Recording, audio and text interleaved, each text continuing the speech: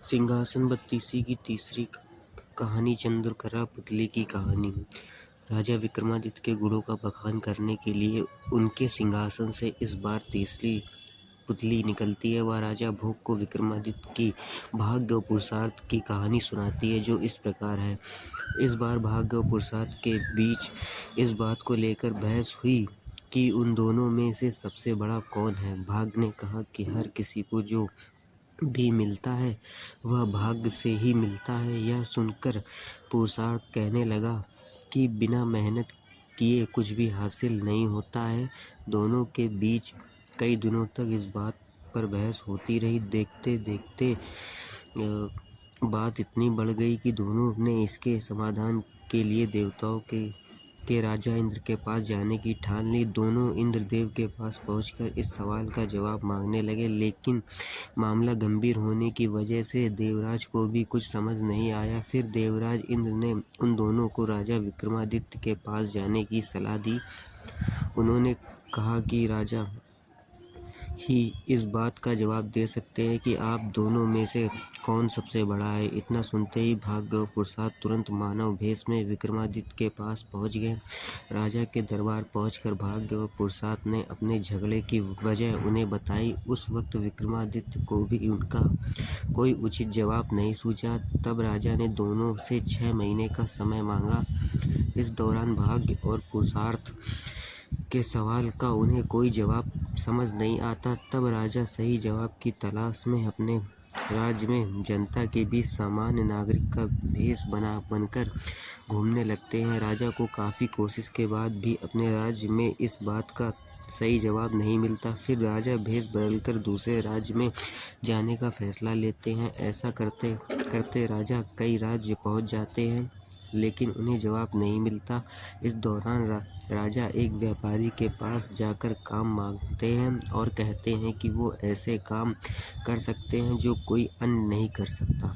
कुछ दिन बाद व्यापारी बाहर काम के लिए राजा विक्रमादित्य के साथ जहाज से जाता है। कुछ दूर जाते ही अचानक तेज तूफान आने लगता है और राजा एक टापू के पास फंस जाता है। तूफान थमने के बाद जहाज को टापू से बाहर निकालने के लिए लोहे का कांटा उठाना होता है। व्यापारी ने राजा को उसे उठाने के लिए कहा। जैसे ही राजा ऐसा करता है तो जहाज तेजी से आगे निकल जाता है और विक्रमादित्य टापू पर ही छूट जाते हैं। टापू पर छूटने के बाद राजा कुछ देर आगे चलते हैं तो उन्हें वहां एक नगर दिखाई दिया। नगर के गेट में लिखा हुआ था कि यहाँ के राजा की बेटी का विवाह महाराज विक्रमादित्य के साथ होगा। यह पढ़कर राजा चौंक गए और महल में चले गए। वहां पहुंचते ही उनकी मुलाकात राजकुमारी से होती है। कुछ दिनों के बाद दोनों की शादी हो जाती है। महल में कुछ दिन बीतने के बाद राजा विक्रमादित्य अपनी पत्नी व राज्य की राजकुमारी को लेकर अपने राज्य की ओर निकल जाते हैं। रास्ते में राजा की भेंट एक सन्यासी से होती है। वह सन्यासी चमत्कारी माला एक घड़ी राजा को देता है। सन्यासी ने राजा को बताया कि इस माला को पहनने पर व्यक्ति अदृश्य हो जाता है और छड़ी से सोने से पहले जो भी मांगा जाए वह मिल जाता है। राजा सन्यासी को उपहार के लिए धन्यवाद कहते हैं और आगे बढ़ जाते हैं। राजा महल पहुंचकर राजकुमारी को अंदर कमरे में भेज देते हैं और खुद बगीचे में चले जाते हैं। वहां उनकी मुलाकात एक गायक और ब्राह्मण से होती है। दोनों ने अपने को बताया कि वो इस दिन राजा का सालों से इंतजार कर रहे थे। राजा विक्रमादित्य से पूछा कि ऐसा क्या बात है कि वो सालों से उनकी राह देख रहे थे।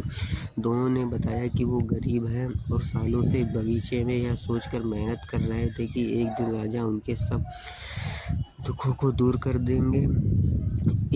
इतना सब सुनते ही राजा ने सन्यासी से मिली माला को गायक को दे दी और छड़ी ब्राह्मण को। उसके बाद राजा ने अपने दरबार चले गए। 6 महीने बीतने के बाद भाग्य और पुरुषार्थ दोनों राजा के सभा में आए। विक्रमादित्य उन दोनों को बीते 6 महीने की सभी घटनाएं सुनाते हैं। इतना कहकर राजा दोनों को समझते हुए कहते हैं कि छड़ी और माला का उन्हें मिलना भाग्य था और गायक और ब्राह्मण को यह पुरुषार्थ की वजह से मिला। इसी वजह से भाग्य और पुरुषार्थ दोनों एक दूसरे के पूरक हैं। इनमें कोई छोटा या बड़ा नहीं हो सकता। दोनों राजा का जवाब सुनकर संतुष्ट हो गए और वहां से चले गए।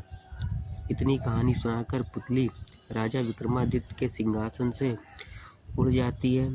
कहानी से सीख कोई भी बड़ा और छोटा नहीं होता। हर चीज़ और हर कर्म का अपना महत्व होता है।